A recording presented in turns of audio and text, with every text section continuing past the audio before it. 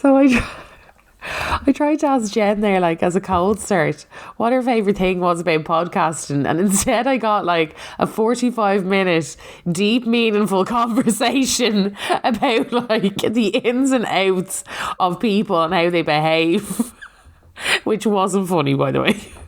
A 45-minute? Well, it felt 45 minutes, right? I fucking felt it.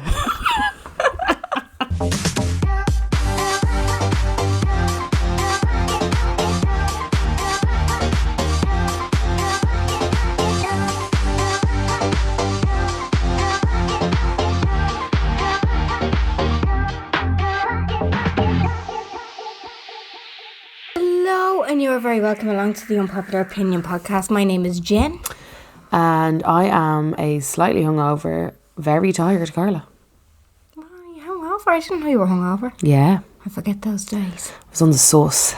So saucy. On the canes. It's on the canes, the lads. On the canes. Where's the canes, Carla? What are we talking about this week, Carla? Talking about body positivity, what it means, what it doesn't mean, everything else. And everything that comes with it. Yeah. Oh, yeah. What do you... Actually, we read a message that you were saying a few minutes ago. You were like, oh, hang on a minute. I need to talk about this on the podcast, about the Love Island one. Care to read it out? Will we go straight into that? Yeah, I would. All right, okay, fair enough. So we received a message on the Instagram DMs, as you do, as you will, right? So we actually got a good couple. So we have someone here and she is discussing basically her views on body positivity, and she's also coming up. So, strong advocate of body positivity. I really enjoy bloggers, influencers choose to provide content that's true rather than showcasing an enhanced fake version of themselves. More on that later. I'm happy to see that so many brands elected to choose real women as models for their campaigns. What I'm not enjoying though is that even though we're taking many steps forward, it's somehow all reversed by everybody going crazy about Love Island. Isn't that the absolute opposite? Women being chosen after one night by a man, literally based on their looks alone, because there physically isn't more time to get to know someone to be making those choices for any other reason. Even the premise of the show is described as 20 attractive young people. Someone who is not already feeling great about themselves may start watching this only to realise that if she doesn't look like any of them, then they're not attractive. This programme's absolutely ridiculous, and I'm disappointed in both of you that you choose to devote that much time on your Instagram to it. I guess I don't know how you feel about body positivity, but I'm guessing that your views are not that much different to mine, as in it's hard to find someone that enjoys to look at those perfect people. So I'm struggling to understand the attraction to Love Island. I hope I didn't offend anybody by this opinion. No, chicken, you didn't. That's why it's called the Unpopular Opinion. You can have your opinion and you can say you're disappointed. That's not a problem. Would you care to discuss, Jen? Clearly you do. Yeah, well, no, I just found it interesting that that's kind of, after proving a point, an awful lot of people just have that at the forefront of their minds when it comes to body image. Like, she's chosen to take that out as an example of like the way we are today with body image. But like, Love Island, in my opinion, is all about the drama. I only started watching it this year, by the way. I'm not even a big... I'm an old school. Yeah, an OG like fan of Love Island. It's just because I jumped on the bandwagon simply this year because I've heard about the drama. Like, the last thing anybody talks about is the fact that, you need to watch that, they're all really skinny and tanned. Like, nobody's ever described Love Island as that for me. It's always been about the drama and the cattiness and it's absolute chewing gum for the brain. Yeah. Like, it's just that kind of show. It's like the Kardashians. But it goes to show that that's what some people think of it. It's like, you shouldn't be supporting that. I'm disappointed in you supporting that because they're also, the show is about them being skinny. And it's not about them being skinny though. Do you know what I mean? I think there's a lot of kickback. I mean, first of all, just before we get into anything else, like body positivity, body image, there's so many different sides to the coin than who's skinny and who's fat. Oh yeah, absolutely. And I think that a lot of the times that's what people think when you think like a body positivity podcast. You think immediately who's skinny and who's fat and who's going to be talking what. Obviously Jen is representing skinny and I'm representing fat, but representing pregnant at the moment. Representing pregnant, but as far as the Love Island thing goes, like, I can understand people's frustrations with the show if they don't like the show.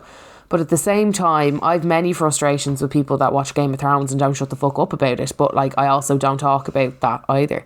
Like, I get it. And I just feel like, as far as Love Island goes, yeah, I don't really, like, I look at them and I'm like, yeah, and of course you do. You judge everyone on TV. You judge everyone walking by you.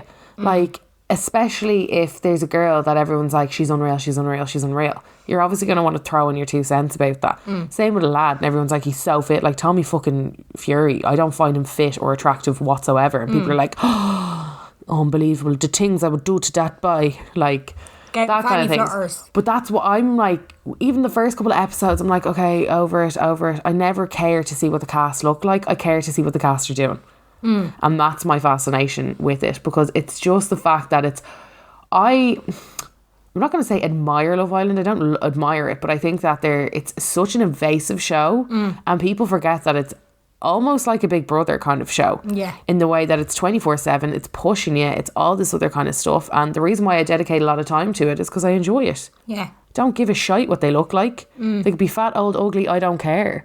But I actually do really enjoy the dynamics of it and the drama. Again, addicted to the drama. We all love a bit of drama. Love a bit of So that's how I feel about that. I'm not offended in any way, shape or form. I can understand your frustrations about it. I can understand it can go against a lot of things, but, like, let's not lie. There'll be plenty of things. There's plenty of things going on that everybody, like, contributes a bit to, that are propelling the same body non-diversity. And the way that we talk about certain celebrities and the way that we put certain people on pedestals. So, also, I think your brain, this is the thing, right? You can go on and you can go to the moon and back saying that you're like, oh yeah, I don't care what they look like, or I don't care. You know, I'm fully in the middle. I don't even notice. But it's absolutely nobody's fault if you look at somebody and your brain goes, they're a little bit fit, or they're a little bit unhealthy looking. Look at the size of them. Yeah. You're not physically saying this with your mouth, but your brain is doing that, whether you like it or not.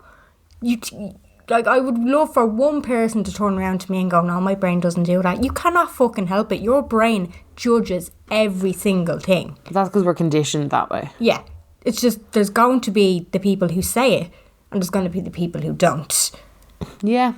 Do you know what I mean? Yeah. And I think that goes, like, I'd never turn around if I thought that somebody was really attractive, or if I thought somebody was really unattractive. I don't tend to speak my mind about these things. It's never really, but like that, my brain will make a decision on what I think of that person. Everybody judges everybody.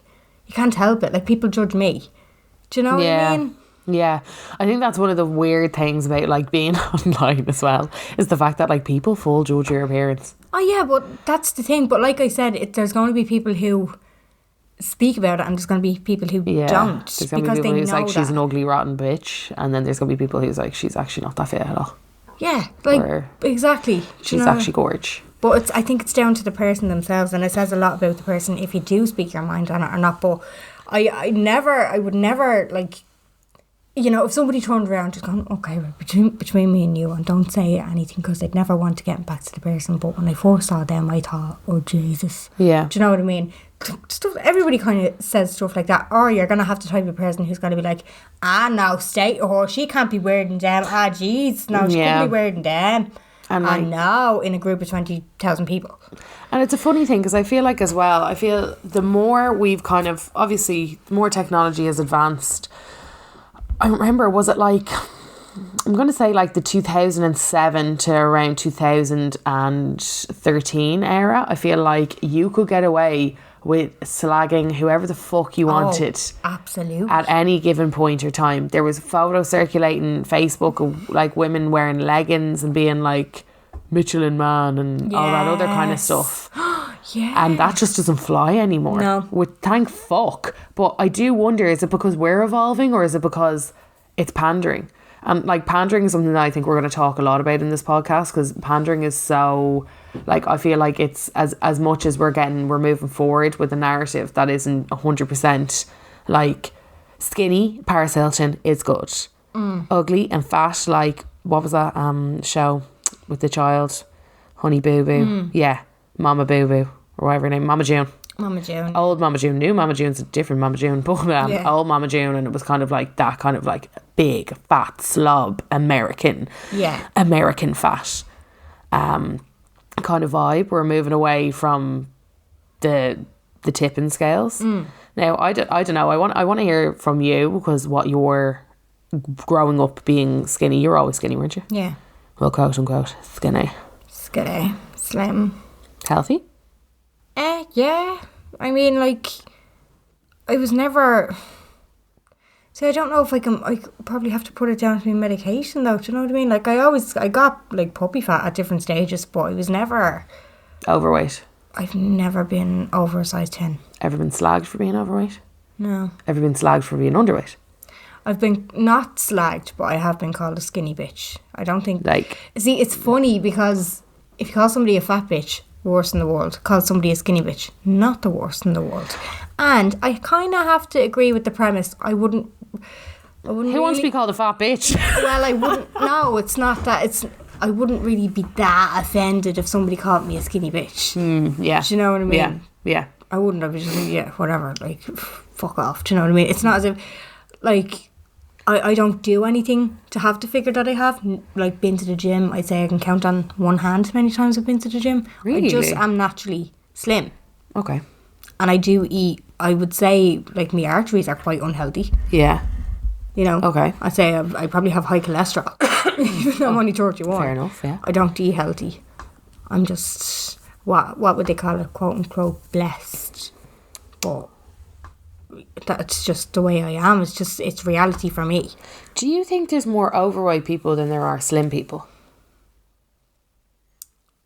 I can't say that I haven't paid enough attention to even give you a proper answer to that. Like, I don't look around and go, Jesus, this place is full of real fat people, isn't it? Like, do you know what I mean? I wouldn't. No. Like, they're just average people. Yeah. I can't say one way or the other. Fair enough. What do you think? I don't know. I think it's different. I grew up obviously totally differently. I was always from the age of, I think 10 is when I got big. 10 is when I got chubby. Right. Like, and then the problem was the boobs came and the hips came, and I had a size like double D tits by the size I was 14. Fuck. Yeah, so that was hard when I was a very tomboyish girl to deal with. Yeah. I remember I refused to wear a bra. I would not wear a bra because I just felt like the minute that I wore a bra, You were a girly girl. I was like accepting the fact that I was going to be this way. And I remember my mum was like, right, you literally play so many sports, we need to get you a bra. Like, your tits cannot just continue to just flop around and do the bits. So she gently coaxed me into it. Eventually, good woman. But it was something that I kind of always struggled with. Because I was just from the get-go, like, mercilessly slacked. Like, I couldn't go anywhere without being called fat. Jesus. Yeah, but that's how kids were.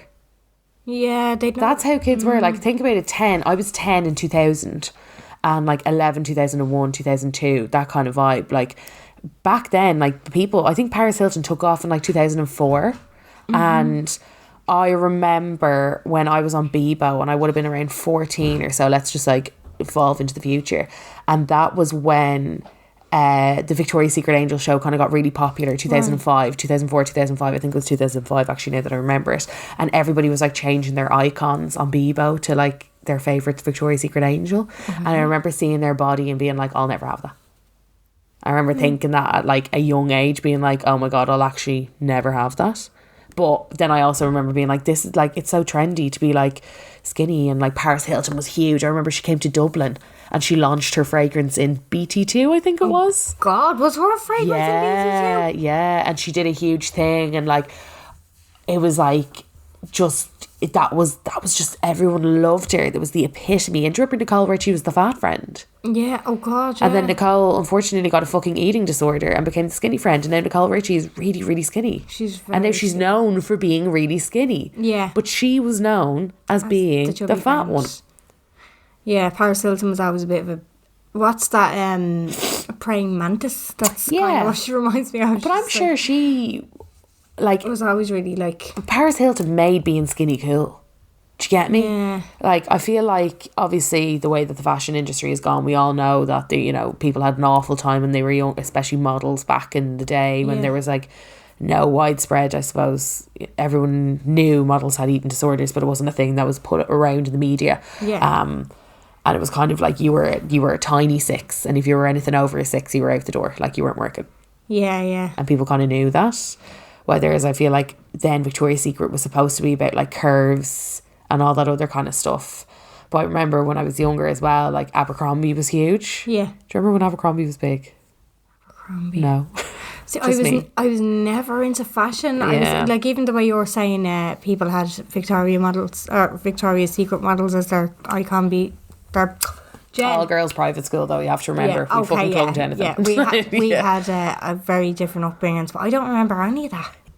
Yeah, so the CEO of Abercrombie only came out, I think it was a year ago, maybe 2 years ago, being like, fat people aren't allowed to wear my clothes. That's why I don't have sizes bigger than extra large. And an extra large in Abercrombie, I think, was like an Irish 12 What? or at a push a 14. At a push. So that would have been American 10. Is Abercrombie the one that had the models, the blokes walking around the shop topless? And pumping out the fucking smell of fragrance, like Abercrombie Fierce. Yeah. Right, okay. And he was annihilated for it. Absolutely annihilated for it. Not surprised. And it was the same with the Victoria's Secret people. They came out, a year ago? And were like, we'll never have plus size girls on our catwalk. They were like, why would we want that? LOL. No, thank you. That's not what this show's about. The show is about ideals and fantasies. Wow. Yeah. So that went down like a fucking lead brick. Now, as we all know, Victoria's Secret is losing money by the fucking fist, hand over fist nowadays. It's something that I don't know if it's just not cool anymore or it's just the pricing, which was always astronomical. I feel like it's gone like Juicy Couture. It's just it's just fucking tacky. done. Nobody gives a shite anymore. Yeah. Like, although I will say they do great bras. Do they? They do excellent Anne bras. Summers was like that. Anne Summers, They do great bras. Yeah, see, there you go. But just from being a big chested woman. But I actually, for me frame, I have big boobies. you big titty. Big boobies. Big titty girl. Yeah, I always had big boobs, but I never, again, I feel like if I could only go back and understand my body growing up. Because I was actually quite, like, I was always a bit chubby, but I was actually quite athletic, and I'll put up photos and... Yeah. Oh, sorry. Sorry, no. Sorry, I was like, what's going on Carla there? out here. Sorry, she was freaking me out. I was like, did I say something? I was always quite athletic, and that's something that I never understood. I was always very muscular. I have huge, Tom says that I have the legs of a cyclist, an Olympian cyclist. That's like his favourite thing to say to me. Right. When we were travelling, I used to like, people would always say to me about how fucking muscular my legs were, and I was like, yeah, because that's just, I gain muscle on my legs always. Right. But even when I went through a very unhealthy phase of losing a lot of weight and trying to become very lean, I was living off like ham slices and lettuce and beetroot. And I used to have half a watermelon, half a grapefruit and a piece of brown toast every morning. And I did that for around 6 months, and I leaned out to fuck. And I remember stepping on the scales and being like, it's not good enough. Oh God, so you became a little bit obsessed. And I wasn't happy. And then I remember it was only like 6 months of my time. I don't even know what kicked me into it, but I will show you the photos. Like, I was a lean fucking cunt, and I still at that point was like, I'm so fat. Fuck. See, this is the thing as well. This is the like the obsession, I think, that people can get. Like, even I watch, not that I watch, but I'd be friends with a few kind of Instagrammers that have that type of Instagram feed, like they bodybuild and all that kind of crack. Yeah, and they go to the gym, but sometimes it just seems a bit excessive, and I actually can't fucking watch them. Yeah. I really can't. Like, they obsess so much over it. And that it just... I was saying this on the Unpopular Opinion Instagram earlier on. I was asking for people's opinions on it. I think it's not body positivity at all. Half of the time I just think it's this toxic feeling that they have towards their own bodies and other people's bodies. Like, there's the opposite end of the scale where, say for instance, one person is on this end of the scale and they're like, look at how lean I am, look at all these competitions that I'm winning, look at what I could do to my body with all this protein. And then you have other people at the end of the scale, it's like, look at me, I'm a size almost 30, I'm, you know, but this is really good, you should all try and be this size, and this is great, and it's body positivity, and nobody can fucking say a word to me.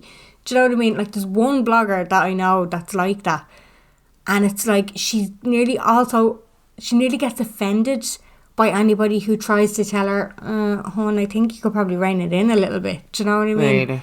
Yeah, like nearly to the point where it's like, how fucking dare you say anything to her? Do you know what I mean? Like, if somebody, she was talking about something got to do with her health there the other week, I'm not even going to say her name, because she's actually pissed me off so many times, some of the shit that she comes out with. But like, she was talking about something with her health the other week, and somebody, I'd say it was one person, because if it was a load of people she would have showed the DMs. Yeah. I'd say it was one person said something, well, maybe that's got to do with your weight, maybe, you know what I mean? And she just fully came on and said, could you all stop telling me that I'm fat, I already feel shit about myself. And it's like, she just yo-yos. Do you know what I mean? I just can't. Some of them are just really like, yeah, well, this is the way I am. I need to be positive about it. You need to be positive about it. And anybody who's not my size offends me. Oh. That's the vibe that I get off a few of them. I feel like, right, when it comes to bodybuilding and all that other kind of stuff, I think that that's a lifestyle. Yeah, I don't see it as like, I think with stuff like that, I see it as what it is. It's like it's, you can disagree, but I just think that's their thing. That's, now it's probably like in a lot of especially with bodybuilders, I know it can get very unhealthy very quickly, and I know that like some women's periods stop and all that other, like, I'm like, fuck me, but it's kind of, it's their career, I suppose. Yeah, but show me a bodybuilder who hasn't put a before and after picture on there. True. It's always about true. the size of them. Yeah, no, that is 100% true. And then on the other scale of things, I love the fact that women are really comfortable with their bodies and are like showing fashion and all that other kind of stuff, because, you know, it's not just like, okay, 90% of the time it is because they are overeating or are unhealthy in their diet or whatever else like that, but there is that 10% of the time where it could be medication, something's going on. Something's going on, and we don't actually always know. And that's something that I've been on the side of as well over the years. Like, we don't always know what's going on. No, we definitely in people's don't. lives, and we don't actually always know why they are the size that they are. But what I will say is that I feel like we're very, very, very fat fucking phobic, and as a nation, Irish people in general, and it's always been that kind of way where it's like, you have a beautiful face. How about the rest of me? You know, you look very slim. You look slim in that. That is true. You look, oh my God, have you lost weight? Have you been sick? Oh my God, that is actually so true, and I have said it. Yeah. We don't know we're saying it. We're conditioned. Yeah, no, well, it's just, and I suppose the only people I would say it to who are people who have been like struggling with their weight or whatever, or trying to lose weight, when I do see them for the first time after a while, I'm like, Jesus, where are you disappearing to? Yeah. Do you know what I mean? Yeah. But no, I wouldn't be lying to them. I wouldn't be just trying to blow smoke up their hole. They genuinely have lost weight, but it is the first thing that I comment on. Yeah. Not because, like, it's something that I notice. They're my friend. I would never say to a stranger.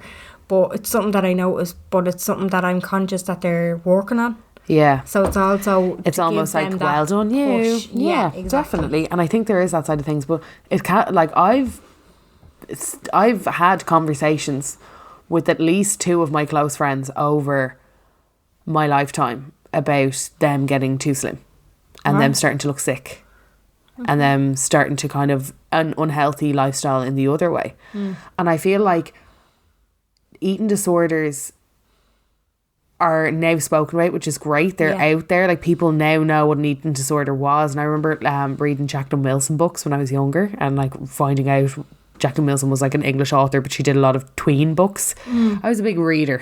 Yeah, I love Jacqueline Big Wilson. reader now.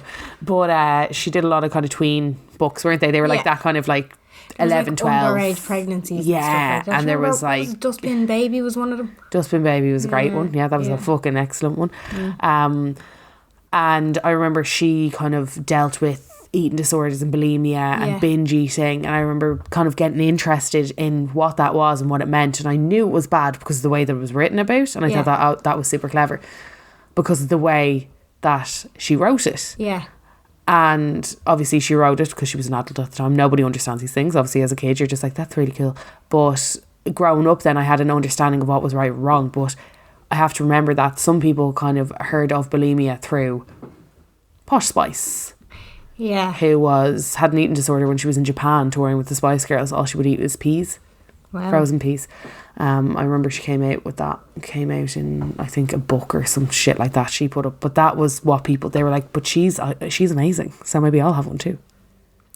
I suppose if somebody you look up to difference of how I think learning and educating and how people kind of first found out about those things. Because just remember, like, we grew up in that age where the internet wasn't, like, it was still like dial up dial up internet.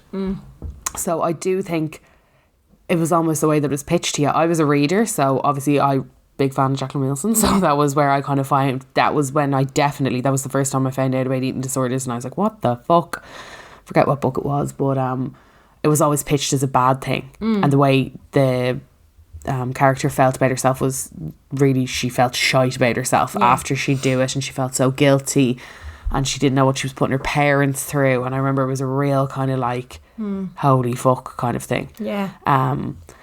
And I feel like, but then with other people, they'd be like, find out about it through a celebrity that they thought was really thin, or there'd be accusations of a celebrity who would have anorexia or bulimia. Do you remember Grazia and all them the Daily Inquirer, is that it? The National Enquirer, that magazine that's just makes up lies consistently. Like, it's like, Brad Pitt, actually a cross-dresser who does this, that and the other, and they'd have no basis behind anything. They'd just like spread a load of lies. And they'd be like, you know, Paris Hilton, anorexia for whatever amount of time. And if you didn't really understand that was, you'd be like, is that why she's so skinny? Maybe that's how I'll get so skinny. Correct me if I'm wrong, and I should have looked this up before the podcast, but as far as I'm aware, anorexia is more of a state of mind, is it? Than an actual, like... Because I have a friend who, a couple of years ago, admitted to us that she was anorexic, but she was the same size as me. But she was anorexic in the way that she was thinking. And, well, I think it's anorexia nervosa. And it's basically, I can't remember the stage or what, like, I remember I actually did a lot of I can't remember why I was so fucking interested. I did a lot of research into it when I was younger, and I remember just like looking up the different definitions between the two. So bulimia is obviously when you make yourself sick after eating. Binge eating is when you are really like restricted in your diet and then you just gorge. You're talking fucking eating everything that you can, and it's the way that you feel, and it's like a mental state again. So it's like the way that you do things is bad. I think a lot of people it's like binge drinking as well. I think a lot of people are undercover binge eaters. I know my mum's one. My mum was a big binge eater, and she probably never knew that and never thought that there was a name to it, but definitely she was so strict on herself, and then she just fucking gorge out, pig out. Like, she's gotten so much better as the older she's gotten, but she was so like on it with her weight. Define what you mean by binge. Like, so binge eating would be somebody who's quite careful with their diet, yeah, and then will have a binge. So we'll have an evening that is like everything. They will eat everything around them, stuff it into them. We've all had those evenings, you know, where you just can't get the hunger out of you, and you're like, I had a packet of biscuits, 2 Mars bars, went to the shop, got 3 ice creams, ended up eating a fucking full tub of Ben and Jerry's, sat down, had a multi-pack of crisps. You know, those evenings. Everyone's had them, but that's actually called binge eating. And it's something that's consistent and something that you do quite often. It's a disorder. It's a disorder, yeah. I didn't realise that. Yeah, because it's the way that you see food. It's like I let go. Yeah, my treat day, my cheat day. That's why if you ever look at what's his name? James. Fuck, I'll look it up and I'll put it up on the stories. I think his name's James something or other, and he's like a fit page. And he kind of basically goes into the myth, and it's like, you can call it this, you can call it that. It's calorie deficit is what you're looking for. You can call it Slimming World, you can call it whatever, you can call it this, you can call it that. It's fucking calorie deficit is what you're looking for. Okay. And he'd be like, the differences between you think you're being good, you had a salad and a smoothie versus having a Big Mac, and he like shows the calorie difference. He'd be like, but sure, in your smoothie there was 400 calories, and in your salad you had a dressing, and that dressing was 250 calories. Apparently and your having chicken, a salad with a dressing is more than eating a pizza. Yeah, absolutely, because it's cream and all those other, they're unhealthy fats. And he was like, whereas you could have had your Big Mac there for 550 calories and nobody been none the wiser in your Diet Coke. Yeah. And he was like going into, like easy swaps. He was like, everybody goes to the fucking cinema. He was like, we all go to the cinema. He was like, get yourself the popcorn, try not to get the butter on it. Okay. He was like, get yourself a Diet Coke, don't get a full fat Coke. Yeah. He was like, those little things actually make a huge difference. Still enjoy yourself. Go, you want the cinema popcorn, get the cinema popcorn. He was like, but maybe don't get the butter on it, and maybe don't buy a thing of chocolate as well. Yeah. And that's kind of the way that he goes about things. Just small changes. And it makes you think. I have to say, my mum, and I find it's so strange. Nearly every single, I was saying this earlier on, I feel like every second account that follows me on Instagram has slimming in the name. Oh, really? It's just, it's slim with whatever. Super slim, whatever. Yeah. Everything is just slim. And I'm just like, oh my God, how many, like, it's such how many women are on diets? Oversaturation of this, yeah. And Slimming World and all that kind of stuff. And I know it's taken over, and I don't know how, I've never had to, let's face it, I've never had to kind of use any of those types of things, but it does change our ways of thinking. My mum lost 2 stone within a year. Okay.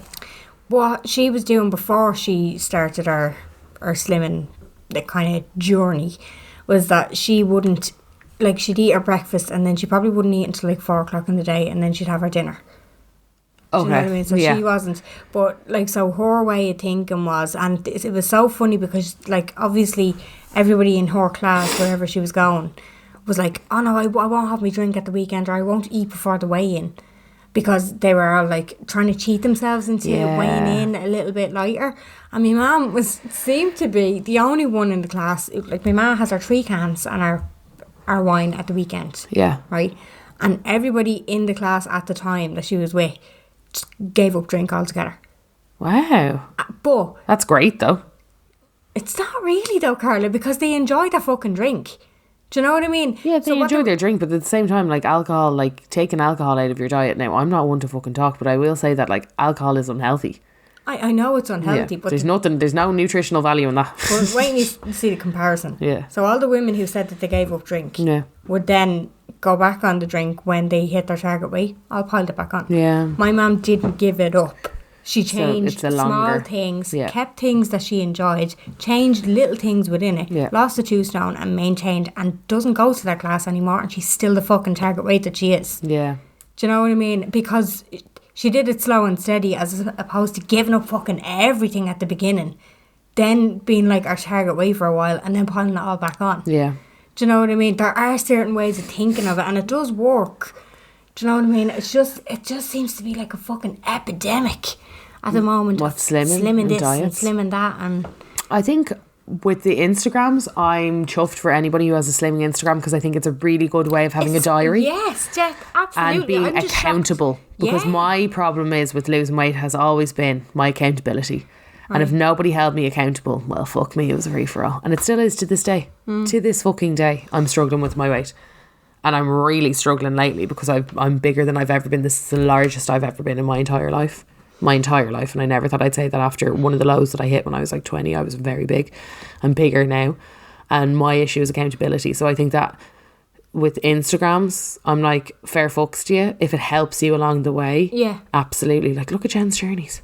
Oh, she's doing phenomenally. She's unbelievable. But she has changed, like, she has changed her mindset healthily throughout. So she started off on Slimming World. Jen's journeys is a big, I suppose, slimming page.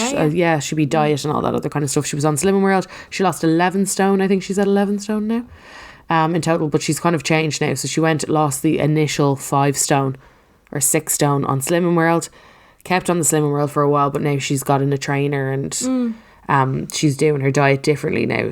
She's not on Slimming World, I think, anymore. She's kind of doing her own. She's probably, but she probably attended enough of it to realise what her diet needs to do. What kind of food she needs to eat. And I think she told me before that the the best thing is that it changed the way she thought about food. And I mean, there's a million, like, Slimming World is a money racket. Let's not lie. It's a fucking money racket, lads. You're paying a tenner to go to a class, and I've been to those classes before, and some of them can make you feel worse coming out than they can make you feel good about it.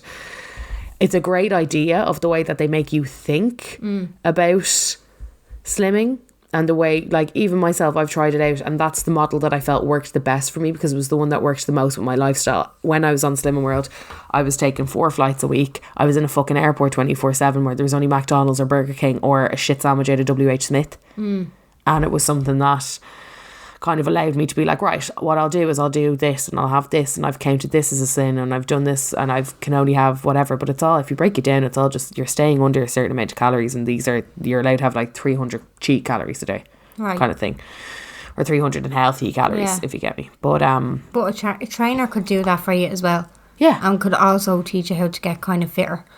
Well, lean yourself out, yeah. But then at the same time, if you don't enjoy the gym, don't go to the fucking gym. Yeah. I think weight is just, when people talk about body positivity, right, it's not about weight. No, it's never been about weight. Right now, you could have a tail. Yeah, that's what our webbed feet. That's what body positive. It's accepting who you are. And the definition of body positivity is a social movement rooted in the belief that all human beings should have a positive body image while challenging the ways in which society presents and views the physical body. Which is, I think, bigger problem. We could talk about diets, we could go back and forth. It's just it usually centres around weight, doesn't it? But I think there's if you're on Instagram, there's a great Instagram page. Her name's the Slumflower. Okay. And she kind of talks out a lot about racial issues. She talks a lot about environmental issues. She's really kind of on it. She's quite young too. But I remember she put up one that kind of grabbed me, because I remember never thinking of it that way. But she has, quote unquote, saggy boobs. Right. And she's like, let saggy boobs live. Yeah. Let them fucking do their thing. All boobs matter. Not just perky tits matter. She was like, nice tits matter. Small tits matter. Saggy tits matter. My saggy tits matter. And she like wears tops and everything that shows them off as much. And I remember being like, it's almost uncomfortable. Because you're like, no, but wear a bra and the outfit would look so much nicer on you because they'd be sitting up nice and high. And it's like trained into you. Yeah. And I remember being like, oh my God, Garland, like, no, let her live. You know, but in your mind, it's like the battle in your mind because you're conditioned. And just from, you know, I think everybody has ever, you'd be like, oh, Jesus, maybe she should have wore a better bra with that one. Yeah. Or she should have wore a, you know, one that didn't cut into her back fat as much. Or she should have wore a slimming bodysuit underneath it. And I remember thinking, fucking hell, that's actually after making me uncomfortable. And it's when things make you uncomfortable is when they change your mind. Yeah. And I think that's like one of the best things ever. But her name's the Slumflower. Go check her out. She's got great different bits and bobs. But she always goes on about it now. And she's like, all tits matter. Yeah. She's like, my saggy tits matter. Let my saggy tits live. I'm going to wear this top and it's going to be down to my navel. And my saggy tits are just going to sit and flap. Yeah. And I was like, yeah, bitch. Yeah. Yes. I was like, yeah. No. Yeah. And she was like, no, because I can wear what I want. Yeah. And nobody gets to tell me that I don't look nice in this or I should wear a bra with this. Exactly. And I was like, wow. Yeah. Yeah. And it's funny, like, looking, I think also the older I've gotten, the more accepting I've been of my body, but in a bad way also, in a way that I've kind of been like, this is fine, I'll just order another size up. And I'm like, no, but hold on, Carla, why are you another size bigger? And well, that's it's about, I suppose, making healthy choices for yourself as well. Like, exactly. I'm all for people accepting who they are, whether they be a size 16, whether they be a size 6. But at the baseline of everything, you do need to make sure you're living a healthy life. And I'm not. Do you know what I mean? But neither is somebody who is a size 4 when they're 30. Do you know absolutely. what I mean? Like, there's extremes to, like, I wouldn't say that your size is an extreme. Like, I wouldn't have thought. It's not a non-extreme, Jen. No, but I wouldn't turn around and go, Jesus, Carla's real fat. Like, I'd never think that. Well, I tell you a funny story now. When I've had a lot of health issues over the years. The reason why I am so big now and why I've retained so much weight is because when I was 23, I ended up, this was after my big gym. So the summer of 2013 was my golden year, I always say. I was at my slimmest. I was at my happiest, or what I felt like was my happiest. Had a great summer. Went back to LA, had a great fucking time, right? Had a great time of it. That November, or sorry, that Halloween. I remember we went out that Halloween and I'd been feeling really run down and I didn't really know why. And then I thought I had tonsillitis because I used to get tonsillitis quite a bit. Cut to February. I don't know why I decided to go for bloods, but I just decided I was going to go to the doctors and get my bloods done. That was grand. Ended up I had to have an emergency transfusion the next morning. Jesus. And they said that I was at a level that I was going to have a stroke if I didn't get in there ASAP. Why? So because my periods were so heavy and I didn't realise, because you're just like, periods, you know, fucking periods, Yeah. they're like, they're heavy, they're not heavy, they're fucking light, they're not light, they're Yeah. this, they're not that. I'd actually was bleeding out consistently and I didn't actually think anything of it. So fucking lo and behold, had to go get my transfusion, but it all turned out that I had to go and get a gyno. Right. Because that's where everything was stemming from the womb, from the ovaries, from the Jesus. wombs. So all that went down, went to me gyno, and I remember I had my appointment in the October. So I started putting back on weight around that February because I just was off my gym buzz. I didn't really give a fuck anymore. I was living with one of my friends. We used to binge eat all the time in front of the TV. You know the way you used to watch fucking Geordie Shore and all that shit. And I ended up going to the gyno in the October. I don't know why it took me so long, but I ended up going there. And I remember he was like, turns out it's a hormone imbalance, you're going to have to get the bar in, that's grand. And he put me on the scales. And I remember he goes, Jesus, you hide that well. Wow. And I was like, huh? And he was like, you don't look that heavy. And I was like, I've always been really heavy though. Yeah. Well, I think there is Yeah. heavy bones. There is there's body density that I think isn't taken into account. Absolutely. Adam Hubbard is skinnier than me, but he's like 3 stone heavier than me. And you're like, sorry, what? But then again, it could be height and all that other stuff. But it was also, I'm 5'8". I've never been smaller than a size 14. Yeah. Could have bet myself into a 12 in my heyday, but I've never bought a 12, do you get me? But if my sister had a top that was a 12 and I really wanted to wear it, I'd be like, okay. Yeah. And then my biggest, I've been a 22. Right. And now I'm kind of coasting around the 18, 20 mark. And that's very hard for me to express. And that's very hard for me to say. Because I've always been like, my thing is that you feel like you're okay. You're like, okay, I'm a 16, that's fine. I can handle being a 16. Then you go up to an 18. And you're like, okay, fine, I can handle being between a 16 and an 18. Then you go up to 18 to 20 and you're like, okay, so I actually can't shop in River Island anymore or Topshop or anywhere because nowhere goes bigger than a size 18. Now I have a problem. Yeah. And that's how I see things. Right, okay. But that was like the start of my health journey. I ended up getting the bar in. I don't really like talking about it too much on my Instagram. That's probably why I haven't talked a lot about my health on the Instagram, because it depends on your body. I know everybody likes to give their opinions as well on their experiences. And their experiences. And they're like, you can't just make a blanket statement. I'm absolutely not making a blanket statement about the IUD, which is what I had at the bar, aka the bar. But my side effects of the bar were that I gained 4 stone in 18 months, very, very quick amount of time, and I grew a shitload of hair.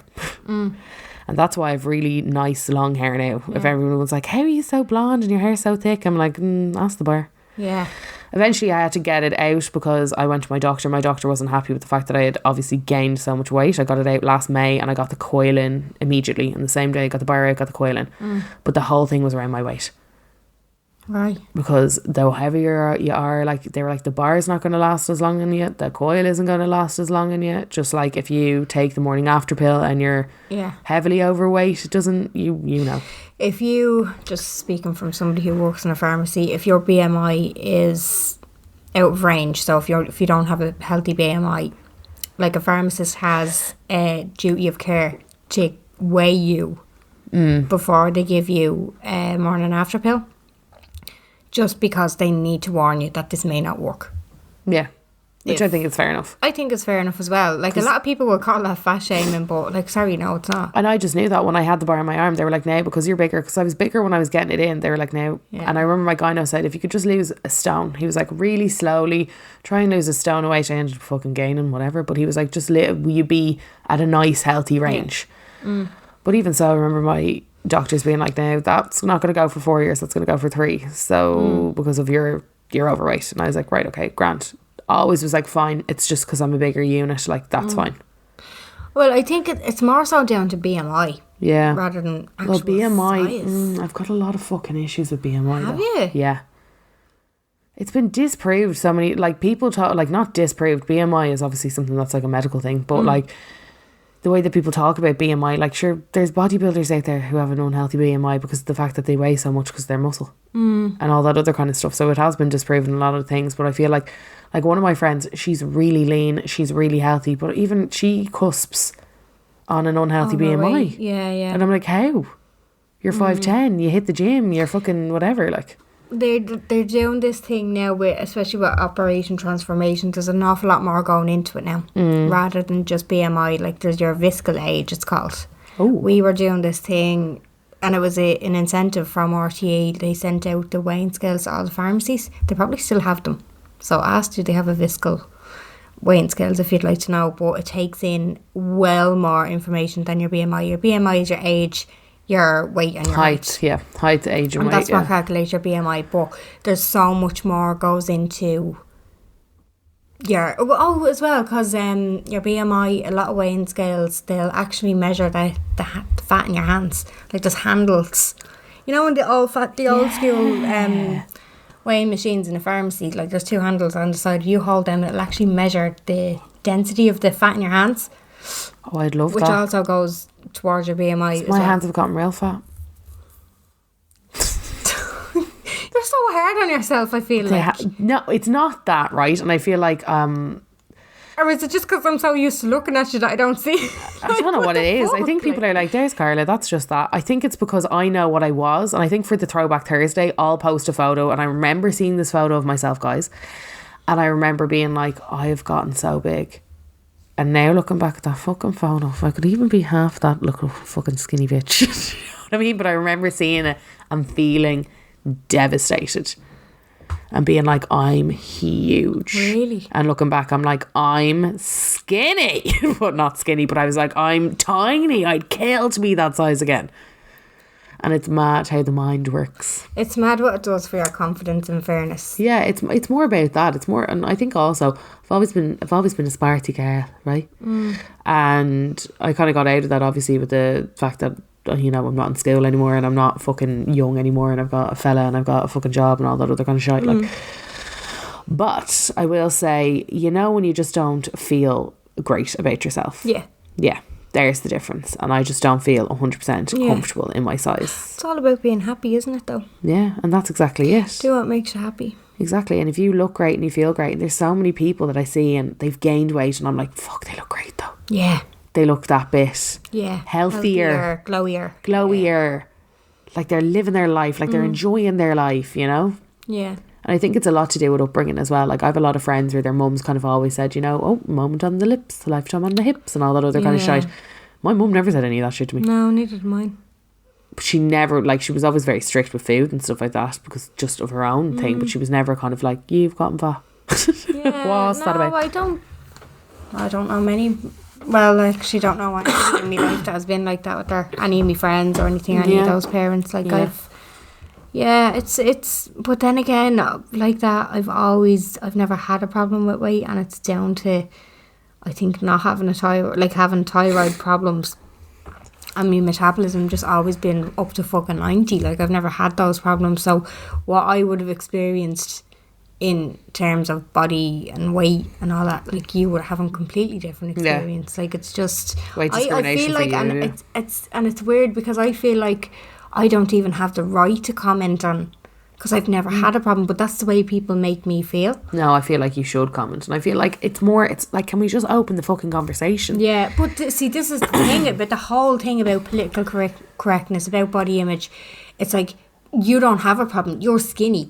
You're a size 8 and you've double D boobs. You don't have a right to say that to anyone. And, you know, like, that's the way you're made feel. Like, I'm almost dreading when I have this baby, because I just have a feeling I'm going to be one of those people who'll quote unquote bounce back. Oh. And I feel like that's all anyone's ever going to fucking talk about. Is he bouncing back? Yeah.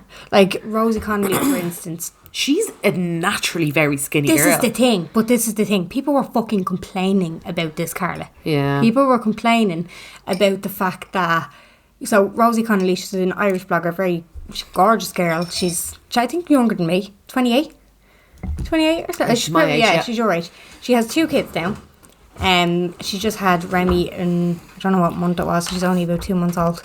But Rosie was a size 6 to 8 before she got pregnant. And when she was pregnant, she was still a 6 and 8. She just had a bump on the front She just of her. had a bump on the front of her. And when she had Remy, she literally went back to the size that she was. She was back modelling clothes for fucking, what was it, ASOS or Nasty Gal, like 2 weeks later. Yeah. People had the audacity to turn around and say, she shouldn't be doing that. That's not realistic. That's not fair. She shouldn't be promoting that. And it's like, what are you talking about?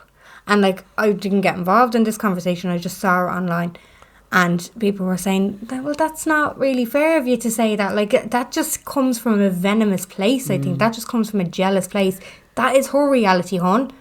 That is literally... But you can't help that, do you know what I mean? What do you want her to do? Do you want her to go out and get fat just to make you feel better? Like, everybody is different. And I think the more we accept that, just fucking accept it. Wrap your head around the fact that somebody is not going to go around being fat to make you feel better. There are people. You're responsible for yourself. Yeah. And that's it. Nobody else is responsible for how you feel about yourself. Yeah. Just wrap your fucking head around it. I think that's find your own happiness. I do find your own happiness, please. Find your own happiness. Be responsible for it, and stop shifting the blame onto people who you find ideal for you feeling shit. Like, yeah, I couldn't believe that argument that people were having. I was like, what the fuck has happened to the world where somebody's complaining about this girl looking good 2 weeks after giving birth when she literally has no input in it? Yeah, she hasn't gone out to get surgery to get rid of her bump. This has just happened to her. Yeah, and it's I think with Rosie, right, I think she is an exception to the rule. Yeah, in the way that she just, you can tell by looking at her, there is just certain people, and I've grown up with a lot of them as well, and Tom is one of them. Yeah, Tom eats like a fucking horse. Adam's the same.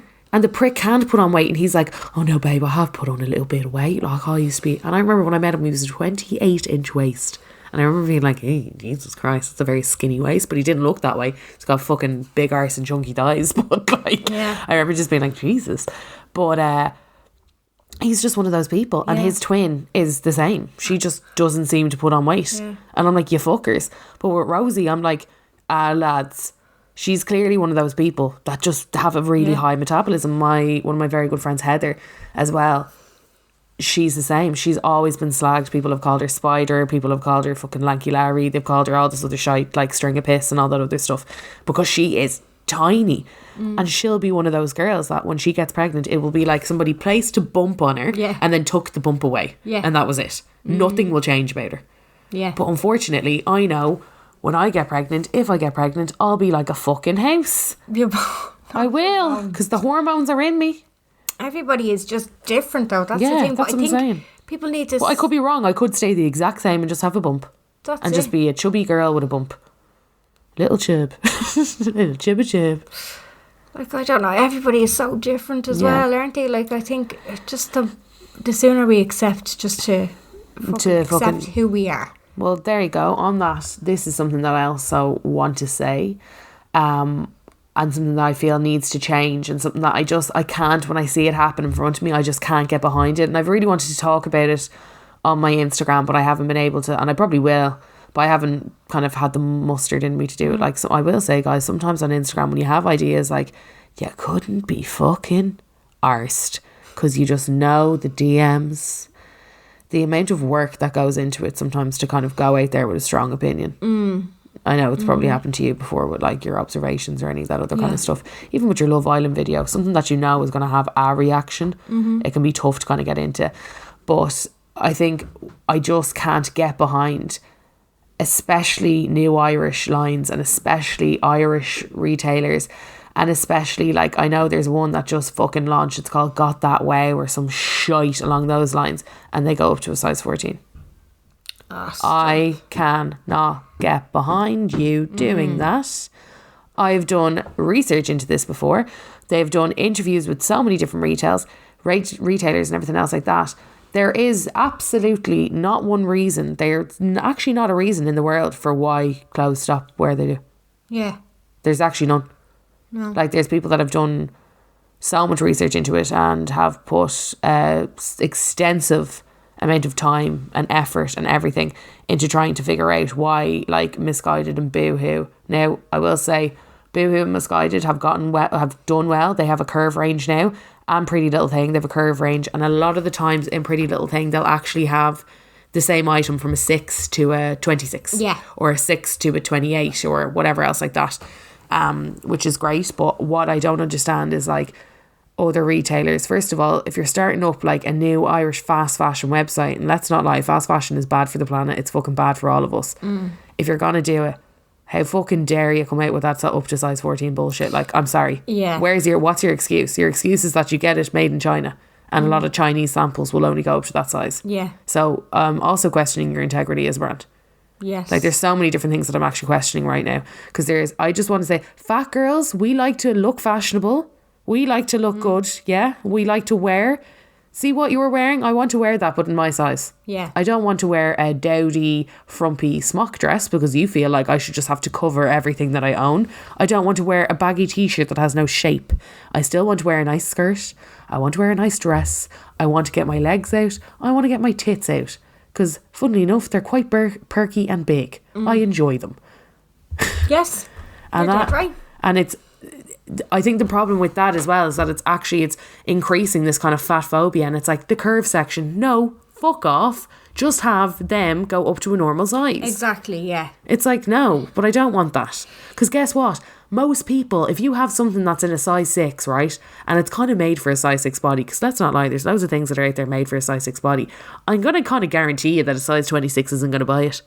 Yeah. So what you do is you just make less of that size 26. But if somebody who is a size 26 want to wear a shoestring bikini and a fucking whatever thong that's barely covering the flaps, let them at it. Yeah.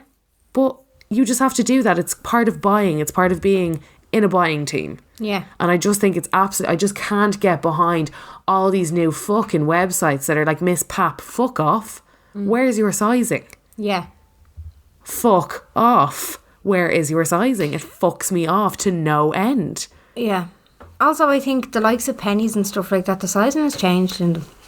Well, they have had to change the sizes, but I also can't even deal with pennies because as much as they say they're like trying to get toward, they go up to a size 20. And a size 20 in pennies is kind of like a size 18. Yeah. It's kind of not really like a size 20. And also, why do you stop at a size 20? There's people out there that could be a size 20 on the bottom and a size 24 up at the top, or vice versa, or backwards, or whatever else like that. Oh, I just can't. You could go on. I could go on and on and on. Yeah. Why did they, though? Because I used to be a size 6 to 8 in pennies, and now I'm a size 10 to 12. Like a 6 to 8 would be very uncomfortably small on me now. Yeah. When they changed their size, and I was automatically a 10 to 12. Weird. They said they made it more generous. I think it's bullshit. I think they just shifted it. No, they didn't. They said they were like, we're doing 2XL now. I'm like, no, that's bollocks. That's a 16. You've just changed. Yeah, you've just changed your labels. Yeah. But my friend went shopping with her sister, and she's a 16 and her sister's a 12, and they both brought jeans in to try them on, and they were like, what the fuck? Took the jeans out, put them side by side. There was no difference in the band. That's so weird, isn't it? And I was like, gas. Because I'd be like one size in Topshop or like River Island, I'd be a size 8, but in pennies now I'm a size 10. So like they did just shift it, and it's nearly making people feel worse about themselves. But then at the same time, I do have to say, and this is something that I've never understood, girls getting really upset about sizing in, and it's funny because I find that bigger girls, the bigger you are, the less you care about sizing. Whereas I've seen size 6 friends bawl their eyes out over wearing a 10. Ah, stop. Yeah, and it's funny because I've never seen girls that have been overweight. I'm like, what size is that? Size 22? Chuck it over here, let me see if it fits. Yeah. Oh, grand, that fits. Yeah. Yeah, a bit big on the side or a bit tiny on the tits or whatever, but it fits, I'll wear it. Buy a fucking size that you're comfortable in. Like I've up in my wardrobe currently at the moment in rotation, I've size 6 to 22. Yeah, I was going to 16, say. sorry, 16 to 22 in my wardrobe. I was going to say, you could like a fucking a dress and you could be a size 8, but it might look better on a size 12 if you want a baggy. Like, but there are people, and I've seen it from working in retail and all that over the years, that will not, and I mean hands down, categorically will not. Well done, Molly May, you learned a new word. Categorically. Yeah, you keep saying it. I'm not really feeling where you're going with this. Doesn't make sense. Doesn't make sense time you say it. in any way, shape or form. But they categorically will not buy that item. Like, it's baffling. We have a message here on the Instagram. Certain bloggers are using quote unquote body positivity as content when we all know they still have serious body issues and continue to Photoshop the pictures is another thing. If you take a selfie and you're feeling weak for yourself to just post it, no need for the essay of motivational quotes. Very true. Delighted that skinny teas are no longer a thing, but sadly it has fed into Slimming World. Personally, I'm not a Slimming World fan. I believe it can lead to disordered eating and binges. Food should not be considered sinful. Everything in moderation. Restricting leads to binging. Okay, ramble over. Looking forward to the podcast. Okay. What do I think of that? What do you think of people photoshopping their body to look smaller? I mean, you're cheating yourself, aren't you? You're cheating yourself, you're cheating your audience. I mean, I've no fucking time for that. I don't mind now, like, but then some people are like, but what's the difference with Facetune? And I'm like, yeah, I mean, you could argue either way. Just me personally, I just don't really believe in... What I don't believe is in saying that you were flat out in the gym and you're actually just flat out on the tune. Yeah. The Facetune. Yeah, I do believe that you're cheating yourself. Like, what are you gaining by putting up a, like,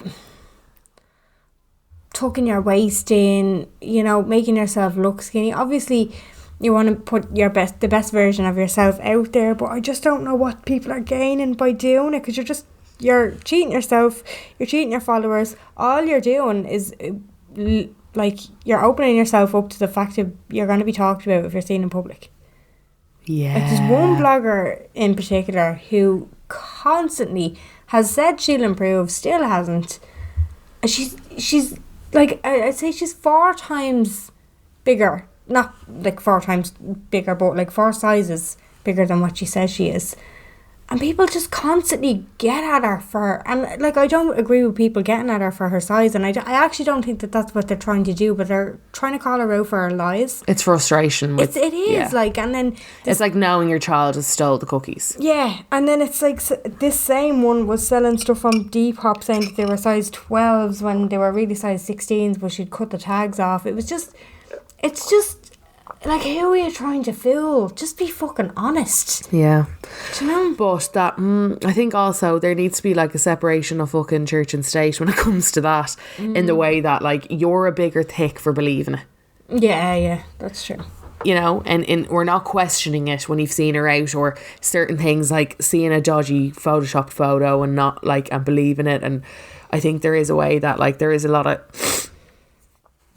of kind of pointed, and it's very easy to kind of get at someone and be like, that's photoshopped. But lads, the majority of shite that you see online is. Yeah. And that's what I know. I'm like, her skin looks great, and her skin can still look great. I know it's been smoothed out a bit. Yeah. But your skin, like, it can look in rag order or not. But I mean, if you pay for a professional photo shoot, they're gonna smooth out those images. Absolutely. And I know... You'd be disgusted if they fucking didn't. Yeah. So why is it different for a blogger when it comes to, like, Facetune? But I don't believe in lying about your size. I think it's one of the worst things that you can do, because it's saying that your size that you are, there's something wrong with it. Yeah, exactly. So when people do find out your size, it's like, but I'm a 16 or I'm an 18 or I'm a whatever. Yeah, so what's wrong with that? And it's like, why is that a problem? Yeah. But I think when it comes to, like, pandering, right? Let me get the definition of pandering out to you there, right? Right. So let me just whack that bad boy up. Fill me in. You can hear me tapping away in the background. So basically, pander. It's gratify or indulge an immoral or distasteful desire or taste, or a person with such a desire or taste. So that sounds confusing. Yes. Because it is confusing, because it reads badly. But it's basically like synonyms. I always do this. Cinnamon. Just say what you're trying to say, Carl. Yeah, a word that's similar. Okay, yeah. Yeah, you know, the cinnamon. Yeah. It's not cinnamon. I can never fucking say that word. It's basically like to cater to an audience. Okay. So it's like putting up something like Pride Month at the moment. Yeah. All of a sudden, everybody flat out on the Pride. Yes. Come in here, Pride bag, Pride this. Have you ever donated to LGBTQ plus charity? No, you absolutely haven't. No. So why are you doing it? Because it's popular at the moment. Because June is Pride Month. Yes. Yeah. Pandering That's basically, that's Okay, so pandering. that'd be That's an what example of that's an example of pandering, yeah. So it's to basically cater to, or like yield to, or bow to, or to humour, humour me.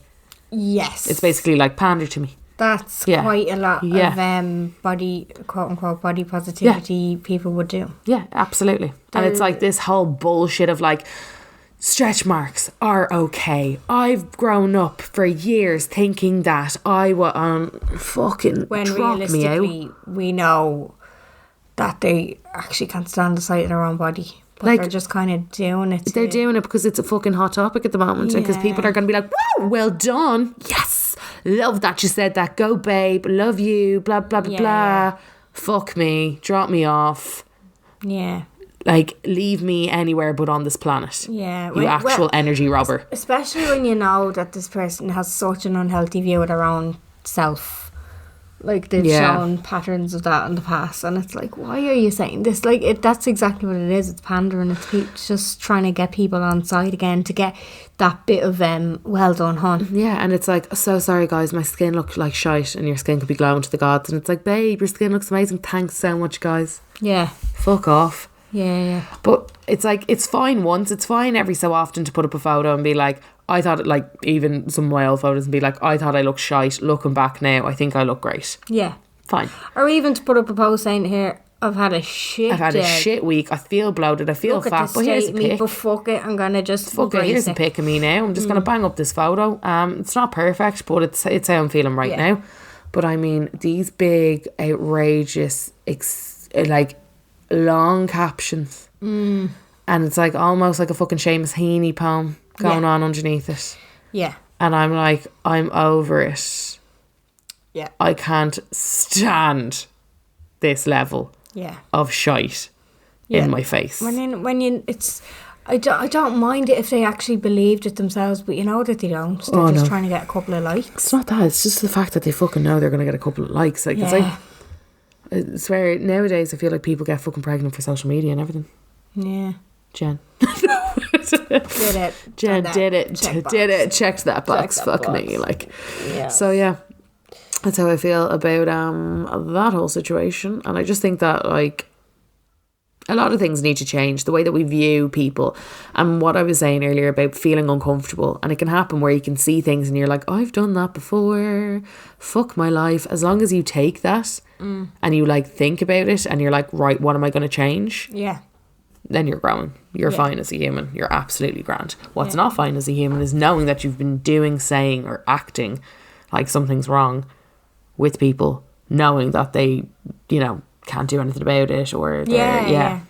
I don't like that, and that's one of the things that I've kind of learned, I suppose, over the last couple of years, and being, like, in the quote unquote public eye, and people tend to say things about you, and it's probably something that I would have done a couple of years ago myself, just saying kind of throwaway comments, not thinking like, too much into them. Jesus, stay to her fucking something. Yeah, do you know what I mean? Like, but now I'm kind of like, oh, you can't really say that, Jen, because you have your own fucking misgivings and there's nothing you can do about them. Neither can she. Yeah. Do you know what I mean? Like, there are things that I've learned over the last couple of years, and that's what's kind of made me think, just fucking worry about yourself, hon. Stop getting yourself so pimped up on the way that she looks.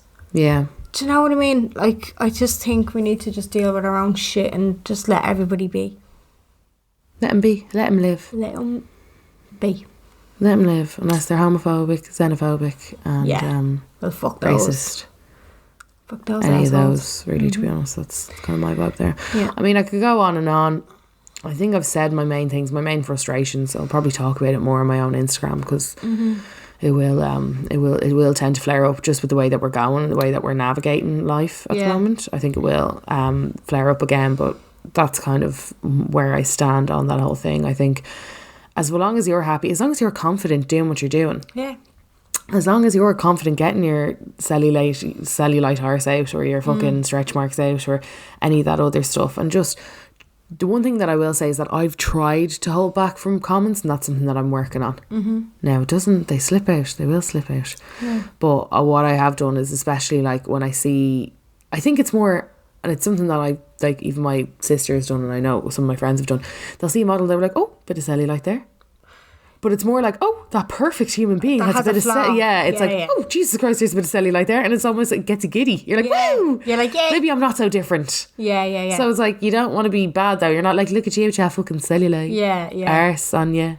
Exactly. But then at the same time, you're like, oh.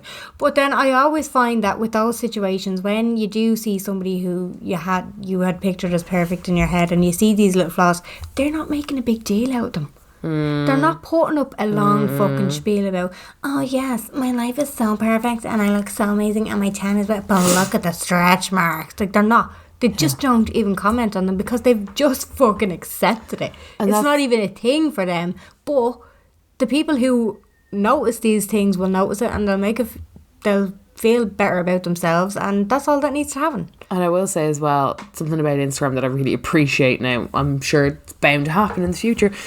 But one thing that has never, ever, ever been said to me is I've never been called fat. On Instagram. Never. Not one person. I've never gotten and I've gotten some shitty DMs, and I've never been called fat. Well, that's great. And it's like gas, because that was the first thing that people would call me. I've been called some mad shit, but that was the first thing when I was younger. And I think that Instagram 10 years ago, people would be like, sure, you're just a fucking fat bitch anyway. Yeah. Shut the fuck up or something like that. Yeah. Whereas nowadays I'm like, gas. I know, I'm yet to be heckled for being overweight gas that on my Instagram. Yeah, the amount Because I feel like people know now. I'm like, and what? And cool. Yeah. Next. Yeah. No, just given the amount of trolling that does go on, I am surprised that not.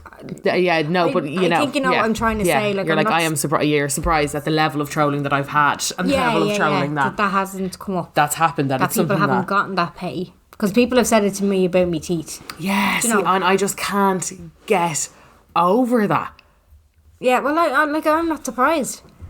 Yeah. Do you know what I mean? But I am surprised. See, if somebody called me fat, I'd be like, shocker. Anyway, moving on. Yeah, this I is just the wouldn't. thing. You wouldn't be surprised. I'd be like, okay. Yeah, but cool. this is the thing about, like, I'm not surprised about people with me teeth. Now, the way it's said, I was surprised at, because I was in one sentence called a bully for talking about something factual, and in the second sentence it was like, leave her alone, you fucking bully, go get your teeth fixed. I was like, Oh. hold on a second. Sorry. No, can't take that opinion on board. No, yeah, and you're like, don't Yeah. feel that. Don't feel that way for that one. Yeah, I can't exactly. No, you're like, I can't vibe with that one, but thank you. Yeah. What's wrong with people? Like, I don't fucking know. Gas. Oh, that's that. I think. Have you anything? Oh, come here. Going back to the first DM that we talked about there.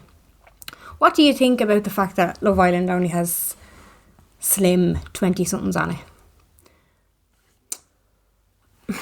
I think, I just think, right, if they put in a girl, like, look at Tyne Lexi. She went in at a size 16. She was on last year, the year before. She was on the year of season 3. So she was a girl called Tyne Lexi. She's probably the only person in the entire world called Tyne Lexi. So if you're looking for her, she's Tyne Lexi. Tyne, as in Tyne, as in the River Tyne, as in Newcastle vibe. And Lexi as in Lexy. Okay. Yeah. She went in, beautiful girl. Stunning, long, gorgeous, kind of like a golden brown hair. I just remember seeing her and being like, you're so beautiful. Size, I think she was 16. I think she's a 14, 16 kind of vibe. Definitely not over a 16. And I'd say she could fit into a 12 kind of thing, kind of girl. She went in, no one fancied her. Now, I think no one fancied her because she actually turned out to be a bit of a fucking drip. Right, like, bit of a melter, but no one even looked at her. So it's didn't like, really turn any heads kind of thing. didn't really turn any heads, and it's kind of like, you'd need to kind of, it's very difficult. Like, what way would that look? You know what I mean? Yeah. Like, how would you change Love Island to be body inclusive? Like, I think Anna is a curvy girl. Yeah, she is, yeah. No one's gone for her. Nobody's really gone. Do you think it's because she's curvy, or do you think it's because she's a fucking drip? I think, well... But I've had this conversation a million times with Tom where he's been like, Lucy's the most unbelievable looking girl ever. And I've been like, she is basic Betty. You just like her because she's skinny and blonde. And so many people, I've seen so many bloggers, travel bloggers, fucking fashion bloggers, they do well because they're skinny and blonde, not because they are in any way, like, their content is good. Well, if you actually look at the cleaning accounts, and I know you don't really follow them, but there's an oversaturation in the cleaning accounts, but Mrs. Hinch has done the most, and I think it's because of the way she looks. Yeah, absolutely. Because we're tuned that way. I know, and I do, like, I wouldn't automatically turn around and say, oh no, nobody kind of didn't pick Anna because that she's curvy. But in fairness, on that first meeting, like, they would have been going off her looks, and it probably was because she was a bit bigger than the other girls. I think Love Island, it does what it says on the tin. I don't think it's there to be body inclusive. I think that they purposely put skinny... Blonde. Well, yeah, blonde. We're both blonde, well, so we can say it. Absolutely. Yeah. Like, beautiful looking people, really attractive people in there. And that's the whole premise of the show. And I think that's what people expect to see when they turn on Love Island. I don't know if there's many petitions going around to get Love Island to be a bit more body inclusive, and I would be fucking heartbroken to see somebody who's bigger go into the show and just be left on the sidelines. Like, we were talking about this a couple of weeks ago. Like, you have the likes of Big Brother, there's other shows that are like that they're not talked about that much. Yeah. I think that's, you know what I mean? It's just, like I said at the start of this, it's chewing gum for the brain. Not to be taken fucking seriously, lads. Not to be taken seriously. You know, like, it's just a bit of drama. People are picked off the looks. Alright, yeah, so is fucking America's Next Top Model. Do you know what I mean? It's just one of those things. Yeah. Just leave it the way it is, I think. Yeah, I do. I'd love to see it. I wouldn't turn around. If somebody who was a size 20 walked into Love Island, she would stick out like a sore thumb because of the way it is at the moment. But I wouldn't be like, oh yeah, that had to happen. Do you know what I mean? And I don't mean to say that sounding bad, but Love Island is what... Oh my God, I can't believe I'm going to say it. It is what it is. Now, that's going to annoy me. It is what it is has been a phrase forever. I think I've been using it is what it is my whole life since I was around 14 years old. Yeah. And people are like, it is what it is. I have an Alex and Annie that says it is what it is. Yeah. Because, lads, it is what it is. Yeah. But what I will say is that I just don't know how they'd change it. I don't know how it would go. And I think it actually says a lot more about us. I don't think us as a nation, UK as a nation, us as a world, I don't think we're ready for it. Yeah. I don't think we're ready to be like, oh, that's cool seeing inclusive people. Because at the end of the day, look at the people that you're putting in there. Yeah. Every single lad would have dropped their anything for Lucy. Because she was skinny with big tits and she was blonde. Yeah. Because otherwise, lads, she's the personality of a wet fish. Does, yeah. You couldn't possibly put Lucy beside Amber. Even though I don't particularly like Amber's personality, but she's more fucking banter than Lucy. Lucy has literally, she's like a wet fish.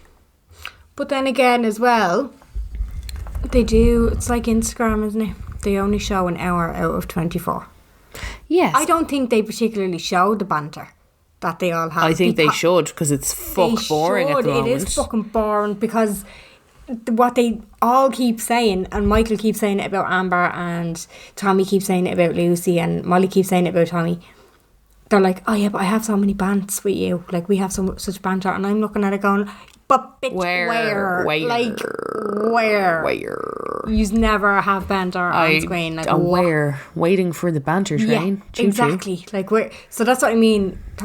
They probably do have a laugh during the day. They're just not showing it. Could be right there, Jen. If the producers are listening, please start showing the banter, because like Carla said, it's fuck boring. So boring. Compared to other years it is anyway. And I can't even compare it to other years. I like the drama. I told you to watch the best bits of season 2. But I don't know the people, so there's no context there. It is when you watch the best bits. I did. And there's no context. I don't know who the people are. Does not give like a summary, like here's the people, blah, blah, blah. It shows what happens, but I'm like, yeah, who's that though? Oh, okay. Do you know what I mean? It's very hard to follow if you didn't watch it, but anyway. Very good. Right, next week we are going to be talking about the housing crisis. Yeah, which is something that me and Jen are affected by. I think all of our generation is affected by it. Myself and Adam went for mortgage advice this morning, which kind of brought on the conversation. Carly, you were devastated last week. Yeah, it was, so we can talk about that. Yeah, so we will talk about the housing crisis. Really would like to get different people's experiences here, because obviously myself and Carla, Adam and Tom are all working full time, and we have certain circumstances. I want to hear from people who are on the housing list, who have received a house from the housing list. I want to hear from people who are living in hotels. Yeah. Who are living at home, trying to save, people who have been refused mortgages, people who are availing of the different types of schemes that are going at the moment. Yeah. Really want different people's opinions, because Would be great to hear. yeah, it would, Or if you're one of those people who got lucky, or like not got lucky, who were gifted a house or inherited a house Yes. or anything like that. Yeah. Anything that you feel like you could kind of is a bit different that you can throw into this. If you ended up moving country. yeah, Anything really. Just Yes. let us know. definitely. So please do get in touch, and we will be back. Oh yeah, we're recording Wednesday, so Yeah. try and get it into us before Wednesday, because that will be our recording day from now on. Carla's fucking off to Spain on Thursday. Bye, bitches. Have a good time. Bye, bitches. Bye.